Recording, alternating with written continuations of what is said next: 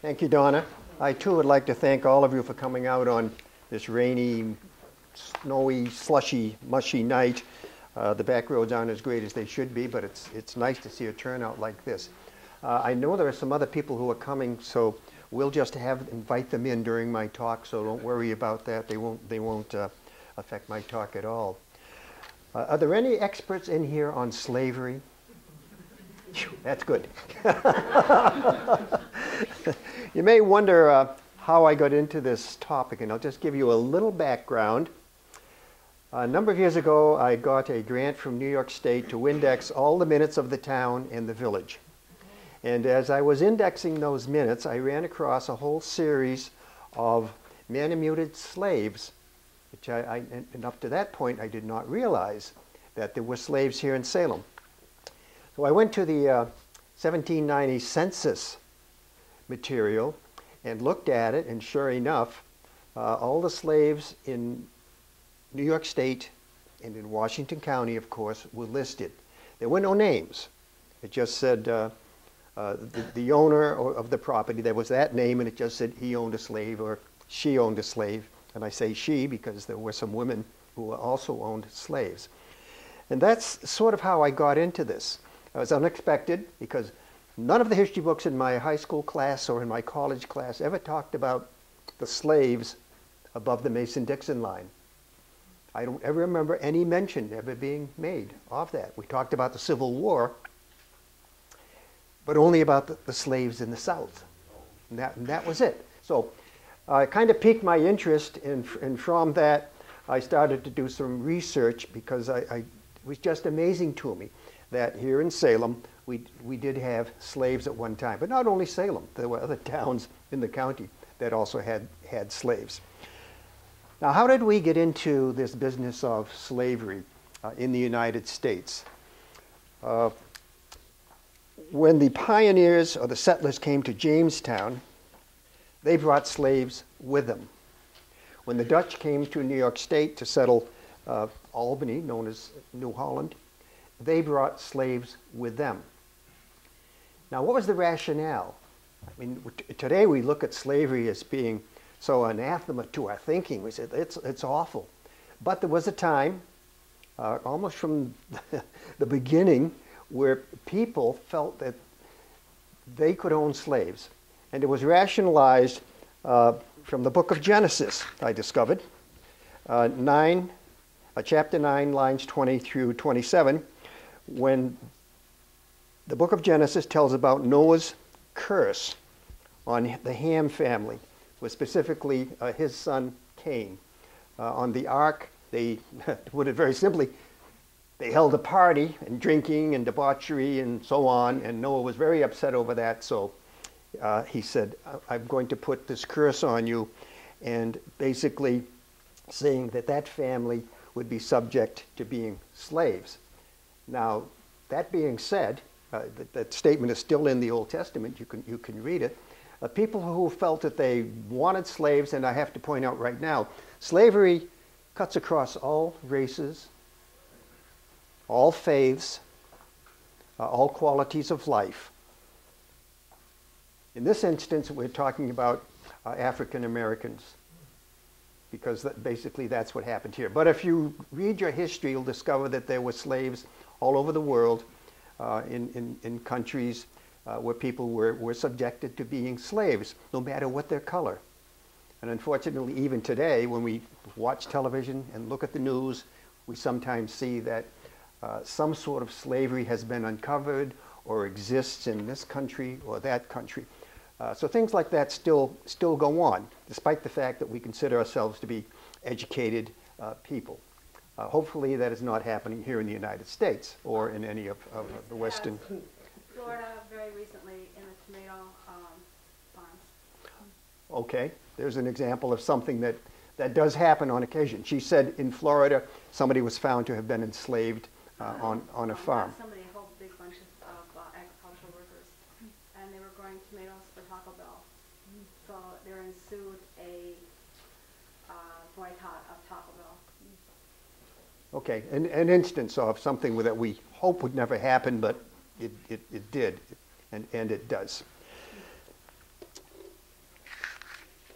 So you have this rationale. Now, the rationale stayed with us into the 1700s, and at that time, the attitude towards slavery began to change in the Christian world. Some people decided that this was not right. We should not be enslaving people. They should not be considered chattel, which is what they were. The slaves were considered to be an object, something you owned, and you sold it, and you bought it, and you did with it what you wanted to do. But a change of thought came about in the 1700s. One of the people who was responsible for that was Captain John Newton. Captain Newton was the captain of a slave vessel, and he sailed slaves from Africa to the United States. That's what his job was. One day he had an epiphany, and he decided that this was really awful. I shouldn't be doing this. So he gave up sailing slaves across the ocean, and he became an Anglican priest. And as an Anglican priest, he had in his parish a fellow by the name of William Wilberforce. William was an MP, or a minister of Parliament in England. And John was very influential in convincing William that slavery was bad and that British ships should not be sailing slaves across the sea to the New World, the United States. If the Revolutionary War hadn't broken out, the law that banned shipping slaves probably would have come earlier. But the Revolutionary War took up a number of years and diverted William Wilberforce and John Newton from getting this law passed in the English Parliament. However, in 1807, they were very successful in getting a law saying that no English ship would transport slaves from Africa to any place in the world. And they were going to enforce that. If they found other ships doing that, they would board those ships and make sure that those slaves were returned to where they came from. Now, in the United States, the following year, in 1808, the United States passed the same sort of law. It didn't ban slavery. What it did was it banned sailing to Africa to pick up slaves to bring them back here to this country. And there were many slaves in the country at that time.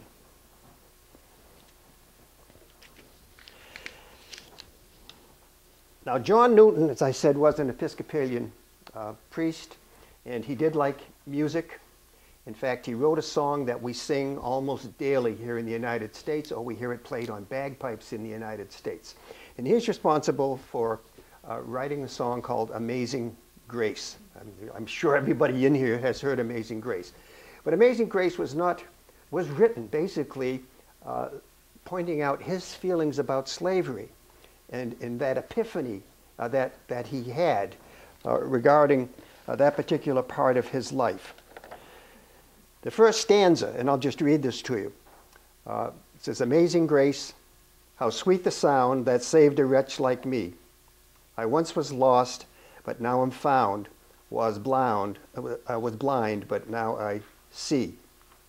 And he saw the immortality and immorality of slavery, and therefore felt that he had somehow to do away with the shipping of slaves, and he did. One of our very important people in the act of getting rid of slavery throughout the world.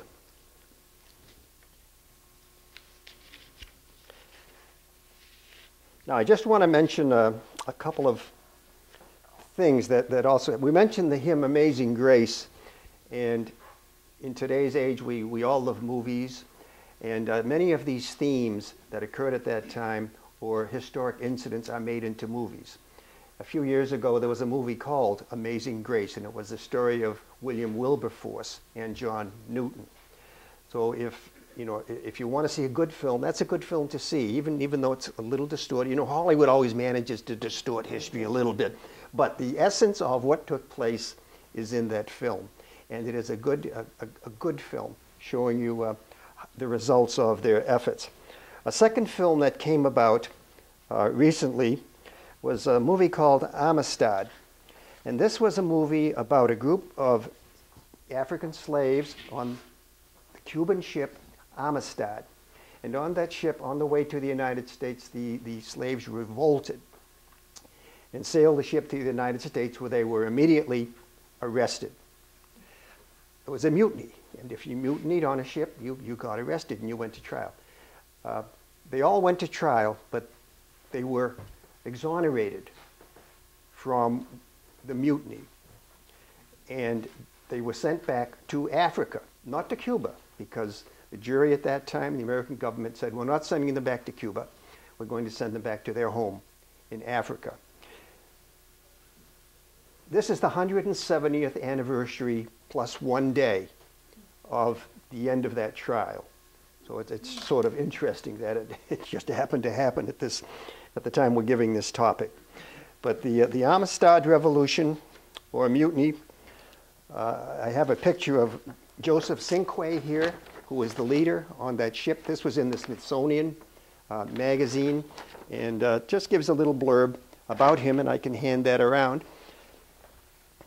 But it was a unique thing for that to take place in the country. But it set the tone. As you can see, people now began to think about this. Is this right? Should this have happened?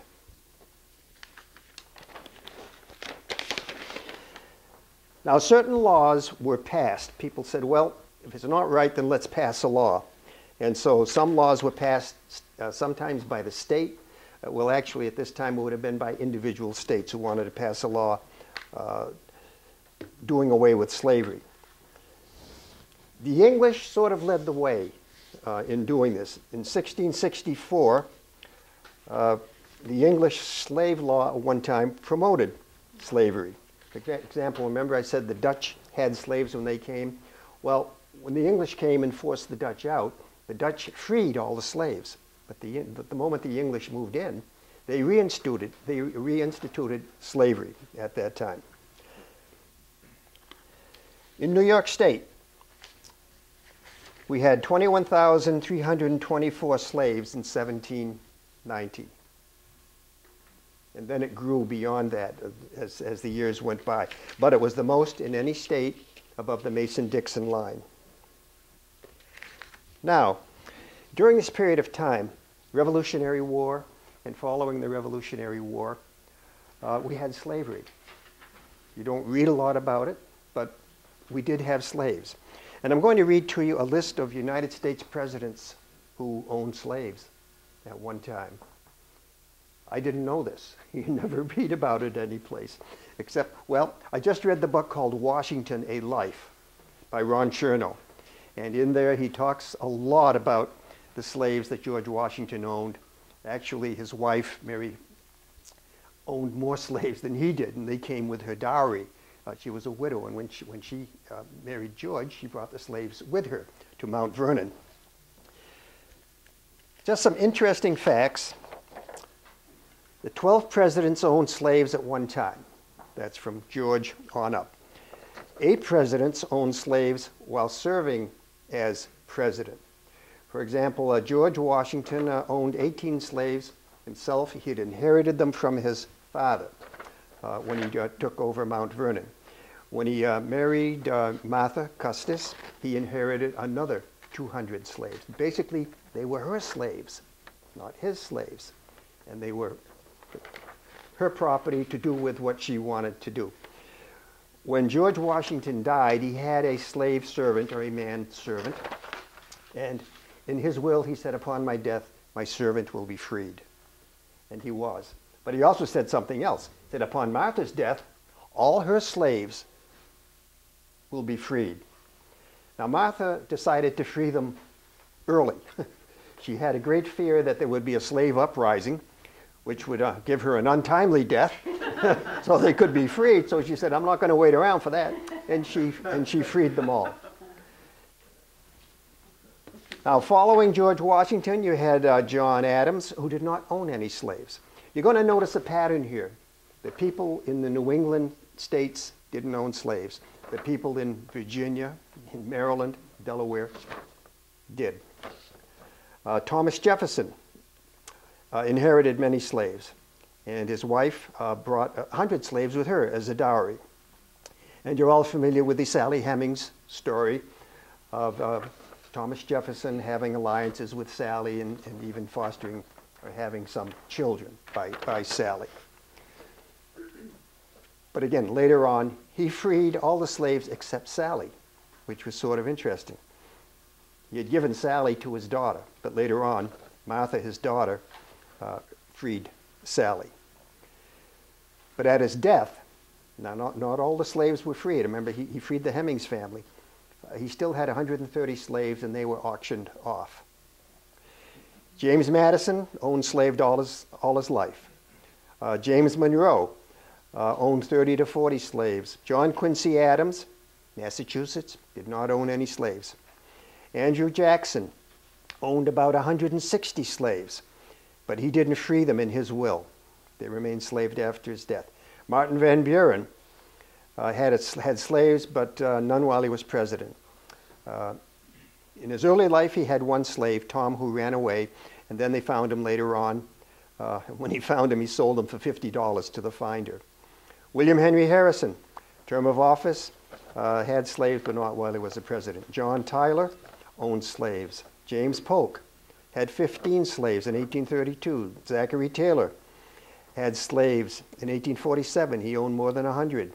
Millard Fillmore did not have, New York State, did not have slaves. Franklin Pierce, New Hampshire, did not have slaves. James Buchanan, Pennsylvania, technically did not have slaves, but this is interesting because James Buchanan bought 2 slaves, but then converted them to indentured servants. I'm not quite sure what the difference is, except it may be the terminology. Abraham Lincoln, of course, did not have slaves.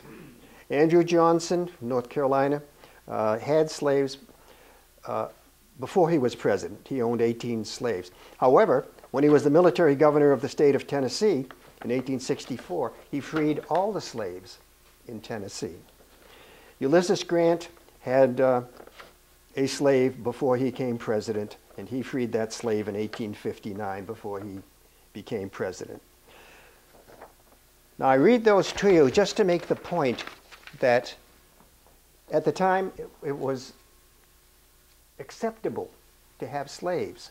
That was part of the economy. It was part of society. The people who had them did not think there was anything wrong with it because the Bible said you can have slaves. So they did.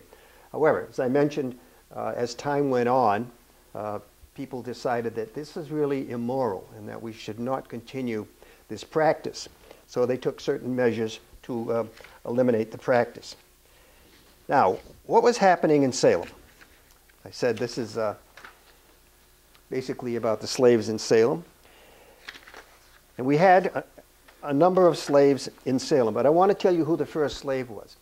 The first slave was a young girl by the name of Sylvia, and she came to Salem after Captain John Barnes and his Rangers went to Skenesboro to make a raid on Colonel Skeen's town, if you want to call it that, today's Whitehall. When they got there, the colonel was not there. Colonel Skeene had returned to Europe, but his estate contained a number of slaves who were there taking care of it. And so they raided the estate anyway. They couldn't capture Skeene because he wasn't there.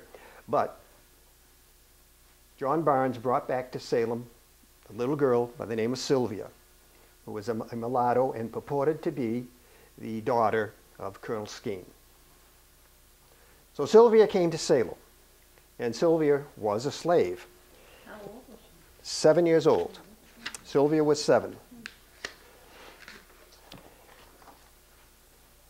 Now, Colonel Barnes left Salem, and when he left Salem, at the end of the war, he sold Sylvia to Major Thomas Armstrong.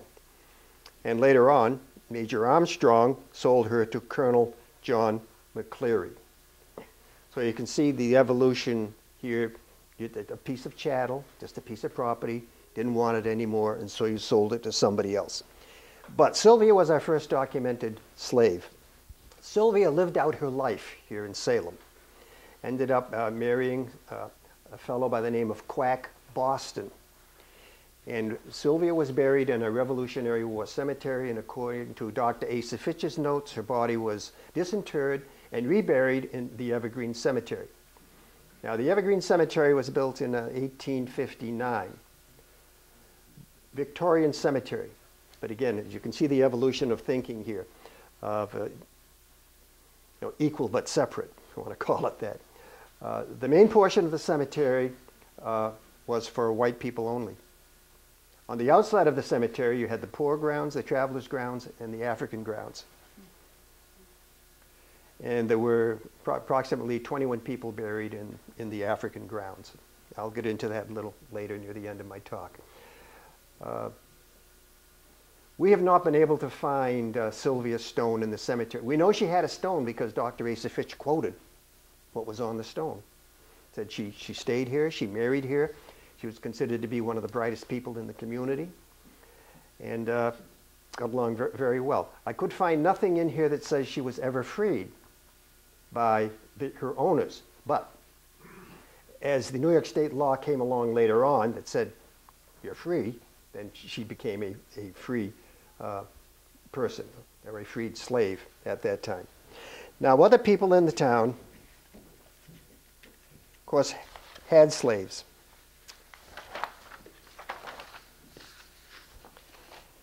And I've got to jump to a point here. Let's see.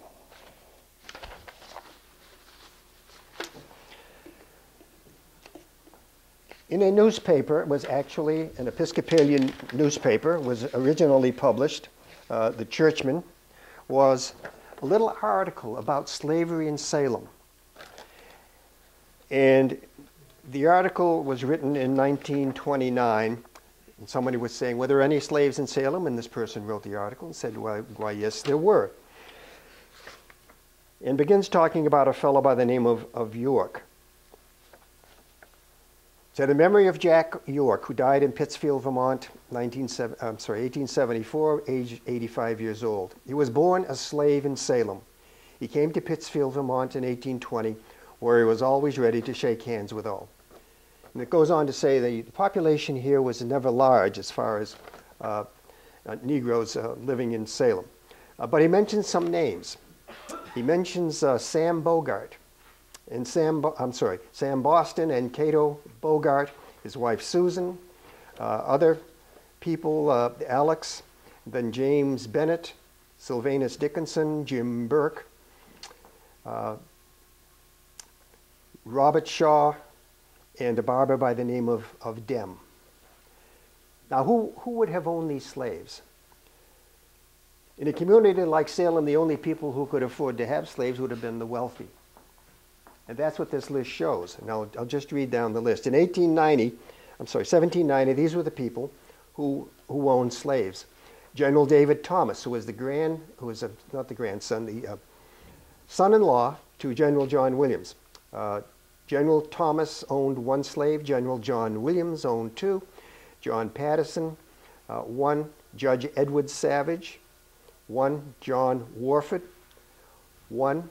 Aaron Martin, Moses Martin. They were prominent families in Salem. They owned four between them. Ebenezer Russell, four. Thomas Armstrong, two. And Colonel Joseph McCracken, one. They were either all merchants. In fact, one of them was a minister, or they were military or lawyers or judges. And those were the people who owned slaves in Salem at that time. Now, in 1799, the state of New York mandated freedom for some of the slaves. Basically, it said, slaves born after July 4th, 1799 were to be free. But there was a kicker to it. It said, however, children of slaves born after July 4th, 1799 would be free, but they were required to serve their mothers' owners as indentured servants. Now, here we get that term again. Basically, they were freed, but they weren't.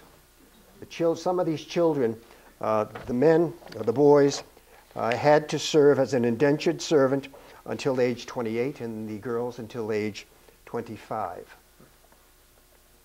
So you have sort of a conflict here. We're going to free you, but you can't go.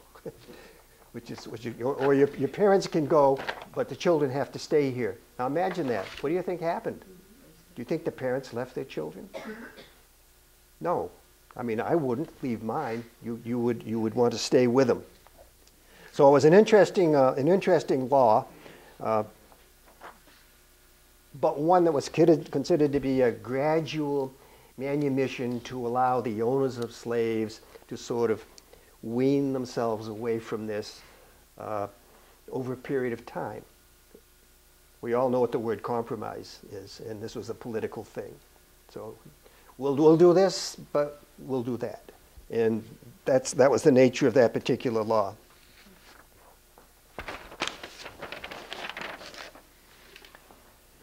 Now, as I was reading the minutes of the town and village, I discovered that people who really felt strongly against slavery began freeing their slaves. And I'll just read some of these for you. Starting in 1803, John Williams abandons the right to a slave child, London, who was born of a slave Dinah. And John had purchased Dinah from George Ashley of Whitehall. Ownership. Now, some people didn't free them. Some people just went in and said, one of my slaves had a child, and I'm showing you this certificate to verify that that happened. Certificate of ownership of child slave Moses to Ebenezer Russell. The birth of Sylvia to Mother Rose, owner Ebenezer Proudfit. Birth of a male Dick to slave Violet, owner Margaret Warford. Now, Margaret Warford was the wife of the Presbyterian minister. In fact, the Presbyterian minister owned 5 slaves, but that was not uncommon. Certificate of the poor master. One way that you could get your freedom was for the poor master to say, this person is capable of supporting themselves. And you would present that piece of paper, or bring someone in, perhaps your master, to swear to the poor master that, yep, so-and-so knows how to make a buck, make a living, and they should be freed. So Flora is said to be capable of supporting herself, and the owner was John Warford, who was deceased at that time. That was 1808. James Harvey, who was a lawyer, owned a mulatto slave named Cuff. Another birth, Peter, born Tebec. Anthony Blanchard was the owner, and so on and so on. So we run all the way from 1803 to 1820, when the last thing in the minutes, and I'm sorry, 1820 is one more date here, but this was a man-muted slave who was supposedly capable of supporting herself. And the last notation was 1826, when Charles Woods, whose owner was Nathan Wilson Esquire, was a lawyer, was manumitted in 1826. Now that's an important date, because something very important happens in 1827. What's manumitted? Freed. Yep, sorry, manumitted, yeah, that's a term we don't use anymore, but it means to be freed.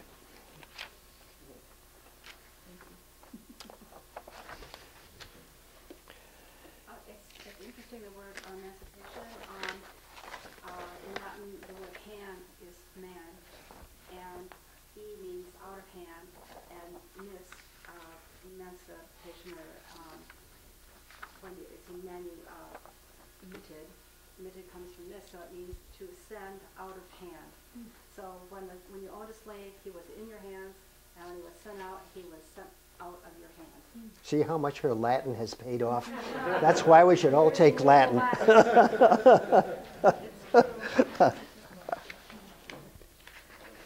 Now, as I mentioned, in 1827, New York State passed another law, the Emancipation Law, it was called, and they freed 10,000 slaves in New York State, but they did not reimburse any of the slaveholders. They just said, these people are free.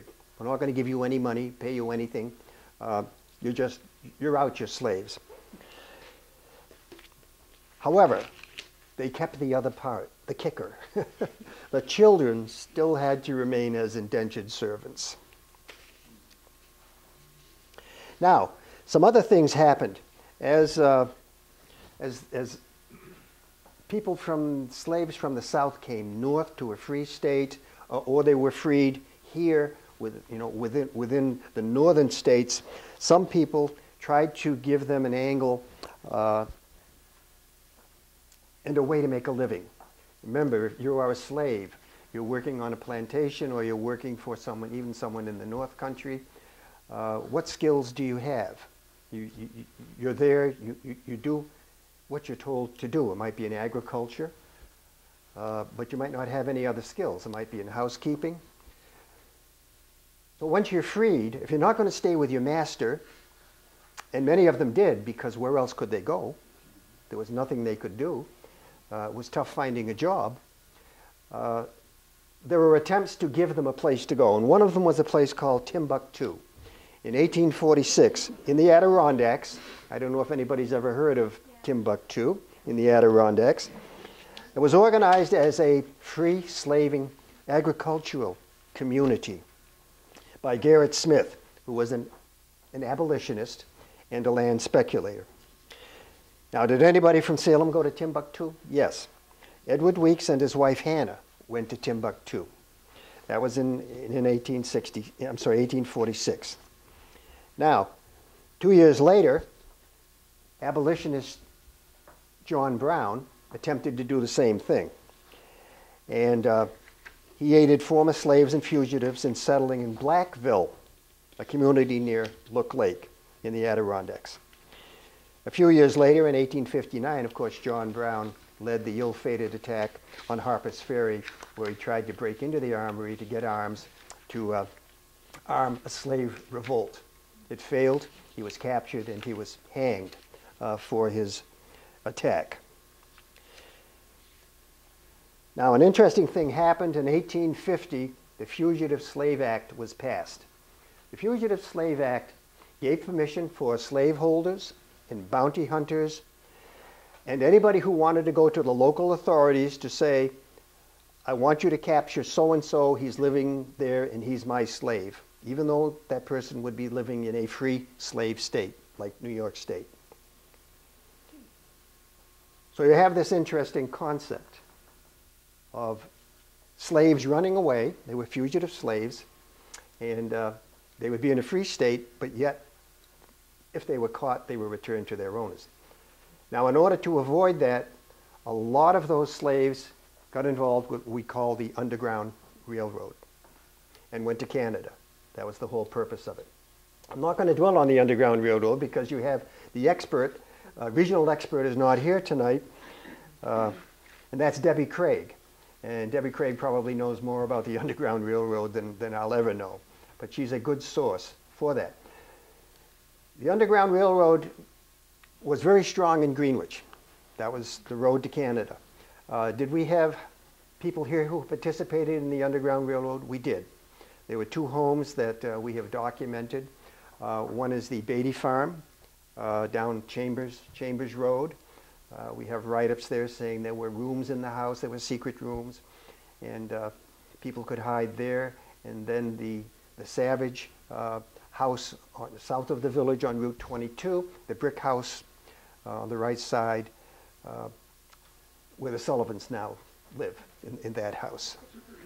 And there have been other houses that supposedly had them, but we haven't been able to find any documentation at this time. The funeral parlor home is indicated as having been a place. And then there was a place on West Broadway where there was a room in the basement which people thought was to hide slaves on the Underground Railroad. But that was the one route out of here. In 1850, if you didn't want to get caught, you had to either be hidden or go to Canada, where they would be safe. So the Underground Railroad was an important way out. In looking at the census material for Salem, in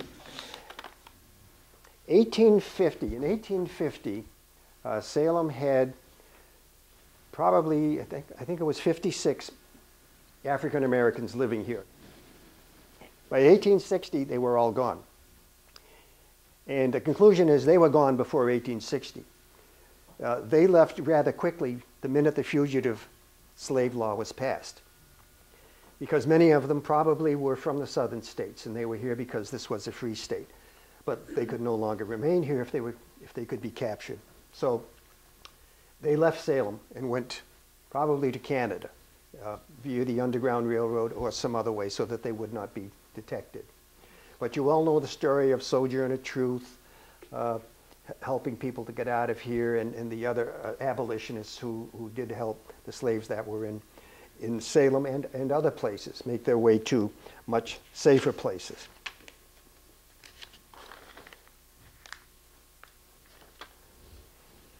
Now, in 1863, of course, we had the Emancipation Proclamation by Abraham Lincoln.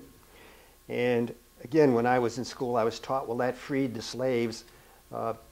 Basically, it freed the southern slaves because the northern slaves were free. But yet, Abraham Lincoln knew that he had to do something on a nationwide basis, so we have the Emancipation Proclamation at that time, and of course, the results of the Civil War. A number of interesting things happened after the Civil War. The slaves were free, but during the Reconstruction period, the question came up, did they have civil rights? And they didn't. They were free, but you still had an attitude that was perpetuated that you may be free, but you're not going to sit on my bus, or you're not going to sit in my restaurant. And so you have this argument going back and forth during that period of time.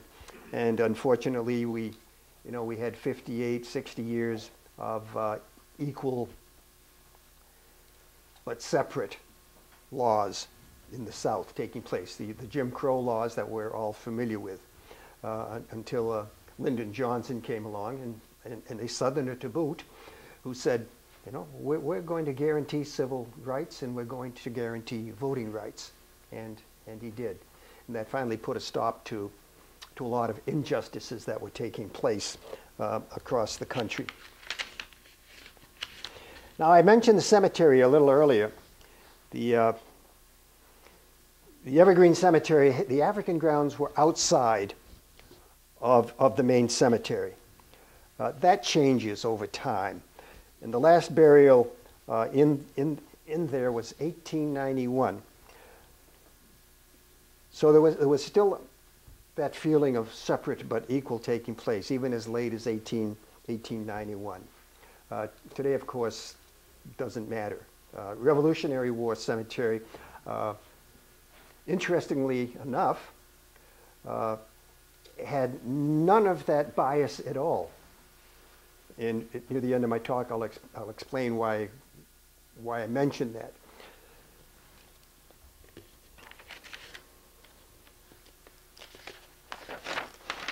Now, the churches were very involved in convincing people that slavery was bad. As I said, we had a change in thinking, and a lot of that came through the churches via sermons, singing, plays, novels, newspaper articles, and just again a feeling that slavery was wrong and we want to do something about it. It was so strong here in the North that some of our churches split. In Salem, you had predominantly Presbyterians, Methodists, Baptists, and in the outlying area, Quakers. From day one, the Quakers never had any question. They were dead against slavery. In the Presbyterian Church and the Methodists and the Baptists, they were what we would call a national church. So those above the Mason-Dixon line spoke very strongly against slavery and were considered to be abolitionist churches. And that's what they believed, and that's what the people believed. Those in the South said, no, we don't believe that. We need our slaves. We need them to run our economy. Without them, the economy will go belly up. And that was their rationale, and they said it was their God-given right to have slaves. But some of the interesting things that happened in the churches and in society. Remember, we mentioned the song Amazing Grace, which is sung quite often. I know it's sung a lot in the Catholic Church where I go, but I've heard it also in all the other churches around here. We continue to sing that song, but Amazing Grace became the rallying cry for abolitionists and for those of us in the North who were against slavery. You're all familiar with the Battle Hymn of the Republic, which is sung to the tune of John Brown's Body. And those two songs were very, very influential, very emotional songs during the Civil War. Soldiers would sing those songs as they were marching, but we'd also sing them in church. And that was the intent of the author, to make sure that we understood what it was that was happening. I just want to read to you an excerpt from a Methodist minister. This was after the Fugitive Slave Act had been passed. And this is a Reverend Luther Lee, pastor of the Wesleyan Methodist Church of Syracuse. And he said this about the Fugitive Slave Act after it had been passed. This was in 1855. He said, "I never would obey it. I had assisted 30 slaves to escape to Canada during the last month. If the authorities wanted anything of me, my residence was at 39 Onondaga Street.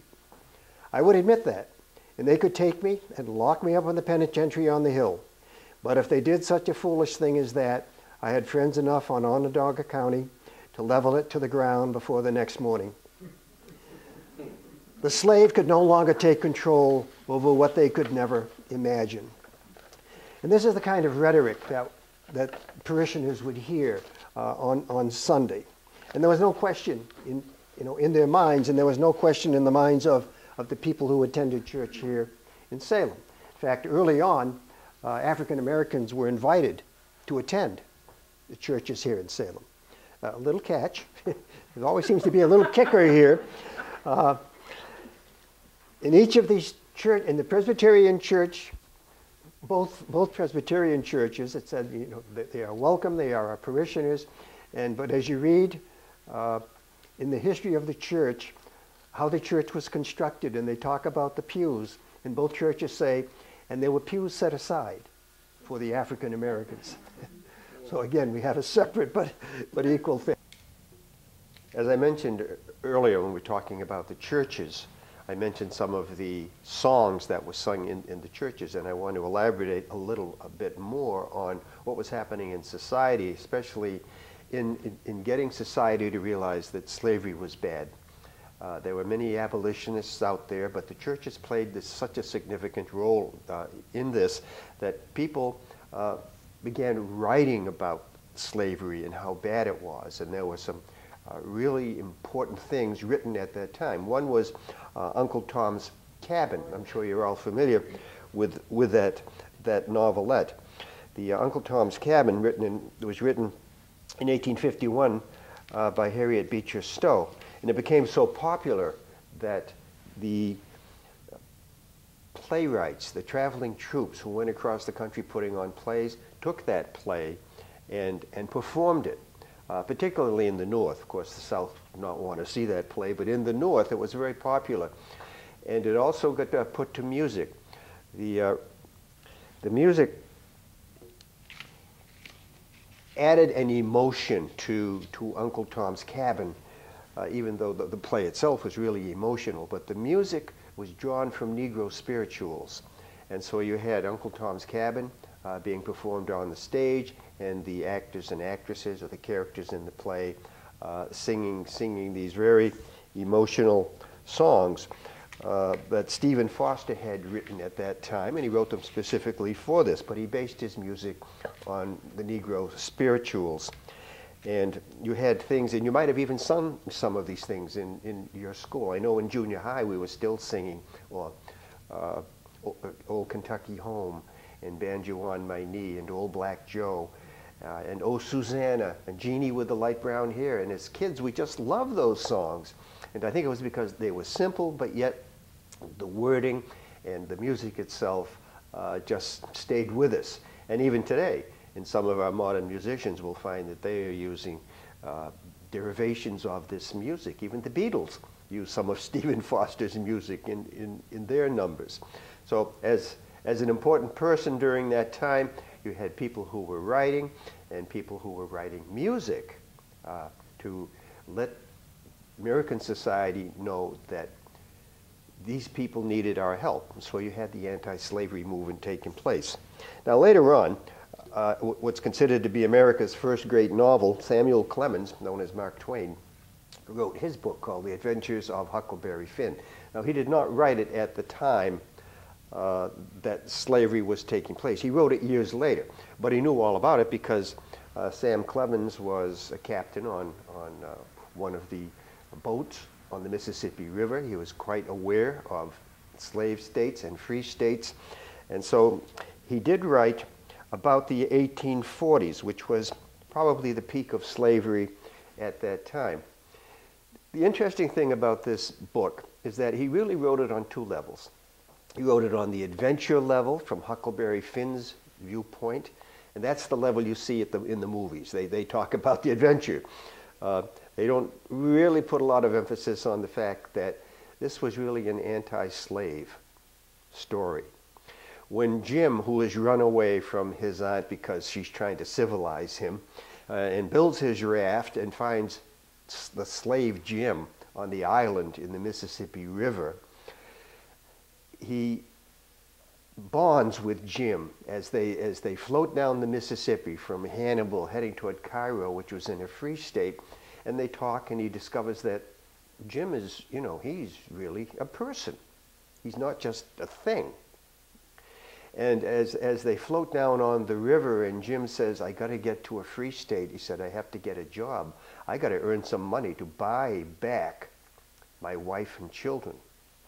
And that's a really important point in the story, and an emotional point. I have to earn money to buy back my wife and children, because slaves were considered to be, they were chattel to people who had them. They weren't people. They were just things.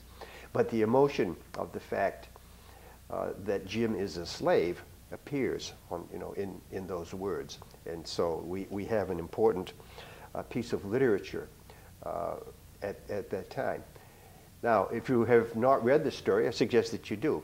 I'll give away the ending because I think we all know that Jim, through all this turmoil and floating down the river and having all these great adventures, some not so great, for example, we discover that sometimes we call it passive resistance today. Remember, we had bounty hunters or slaveholders who would go looking for their slaves. And some of them caught up with Huck one day and said, we're looking for a slave named Jim. Have you seen him? And Jim had gone off into the bushes to hide. And so Huck said to himself, he said, well, I know what the law is. He said, what should I do here?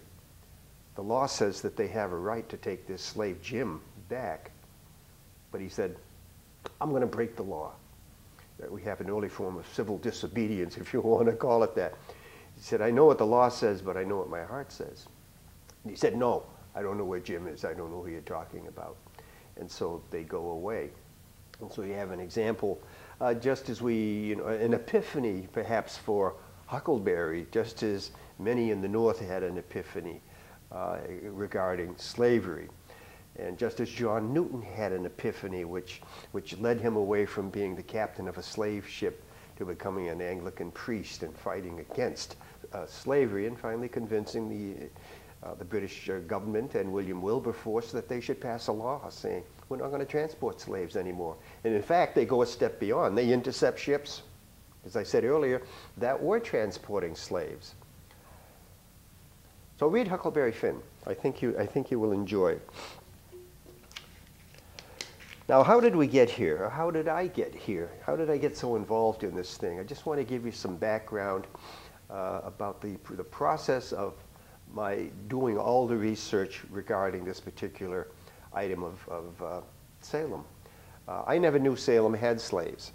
A number of years ago, I got a grant to index all the minutes of the town and the village. And in indexing those minutes, I ran across one section in the minutes from 1803 to 1826 in which there was a listing of slaves and babies born to slaves in Salem.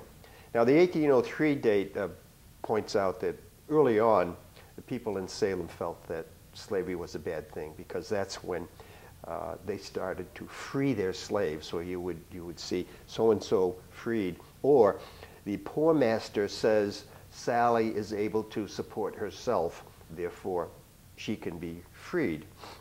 And that happened quite often. However, they were still required under law to record the birth of a child, of a slave, because at that time, the slave law said X number of slaves are free, but the children aren't. So they had to be recorded. However, as we read down the list, we discover that many of the owners of slaves in Salem freed them way before the Emancipation Proclamation, of course, and way before the law of 1827 in New York State, which said all slaves are free except for the children.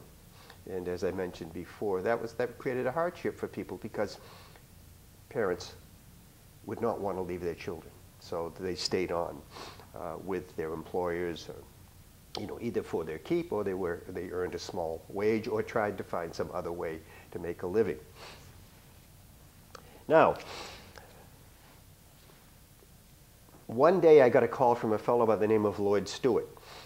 And he was very apologetic. He said, "I'm calling you." He said, "I don't even know if you're the right person or this is the right place." He said, "But I've been looking for my ancestors for years and I've not been able to find them, so I figured I'd just start calling around." So I said, "Well, give me some names." And he gave me the Burke name and the Van Vranken name. And having just done the minutes, I recognized those names. And I said, I think this might be the place. Why don't we do some research? And he said, "Well, I'll come up and I will meet with you and we'll go through the records." Excuse me. We went to the Evergreen Cemetery. I said, "I know in the Evergreen Cemetery there's a part of it is called the African Grounds.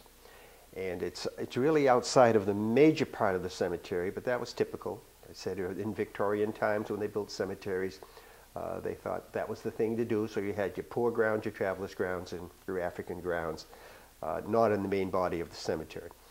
So we went there and started to look and found that the African grounds were overgrown, much to his shock and dismay. And I could understand why, because he thought, maybe my ancestors are buried here, but it's not kept up.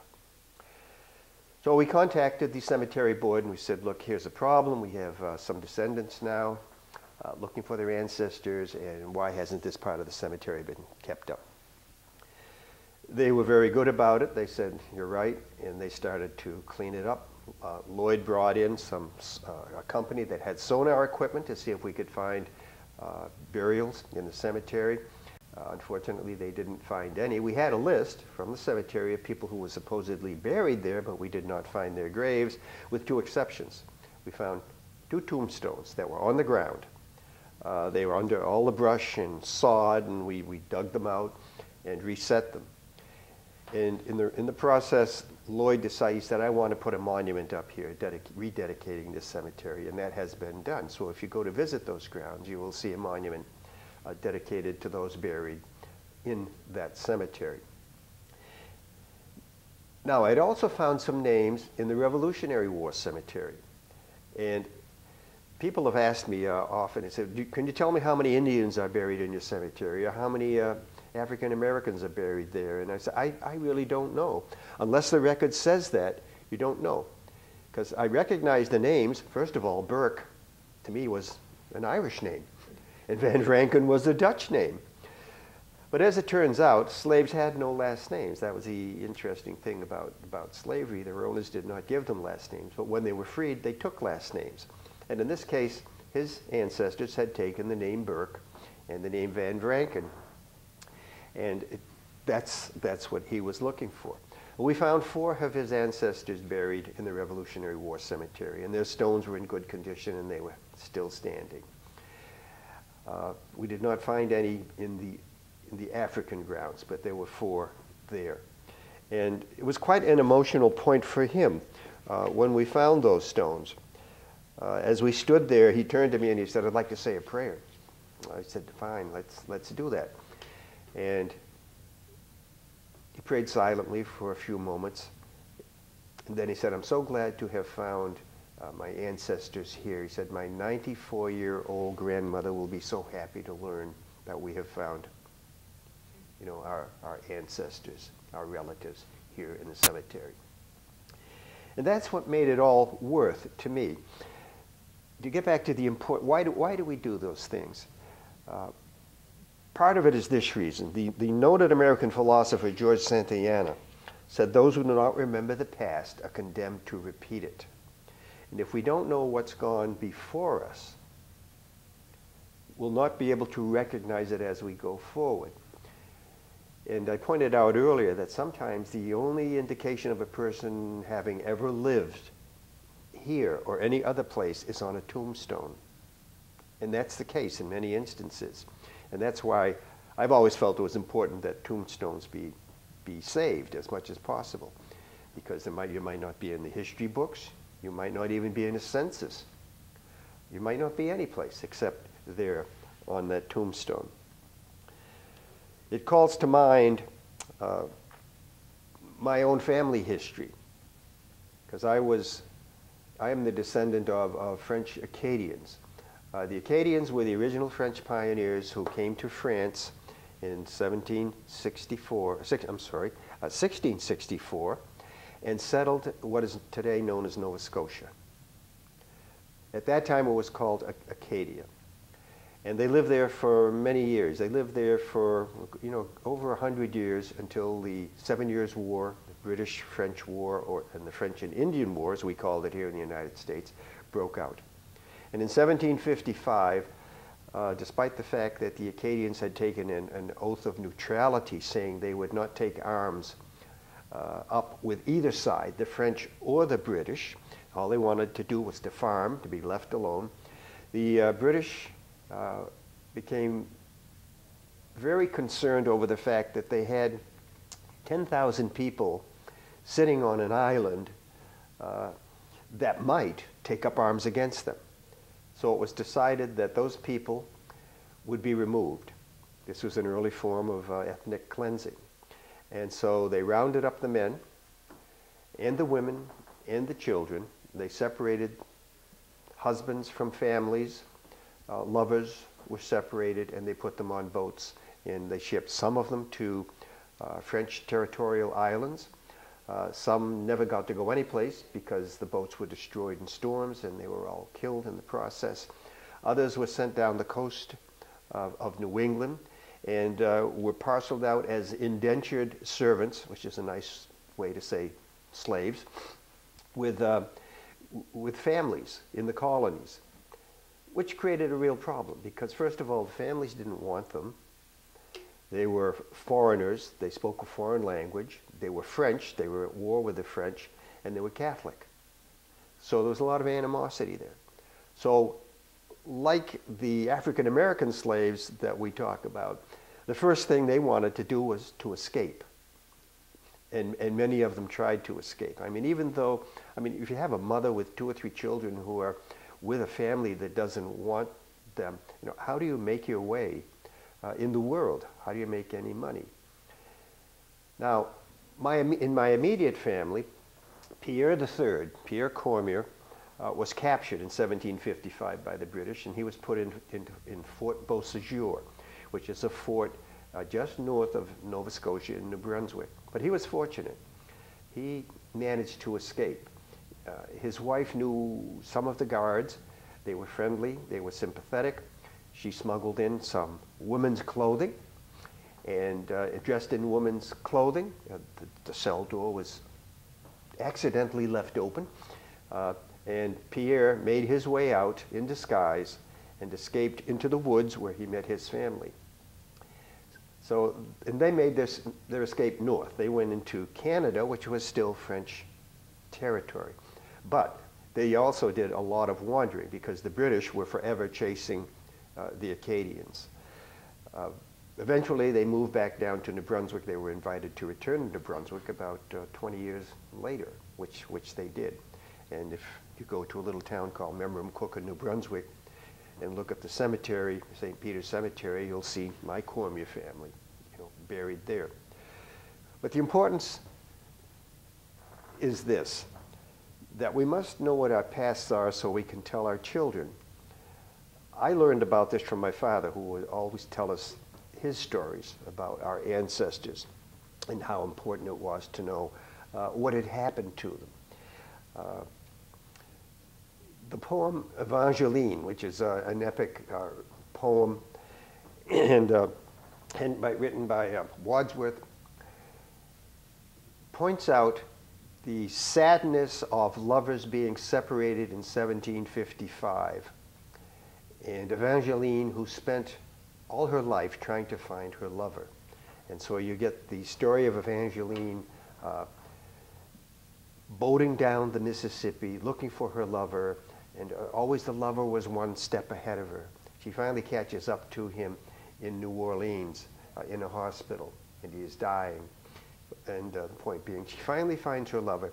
He dies, and shortly afterward she dies, and both of them are buried under a tree outside in the hospital lawn.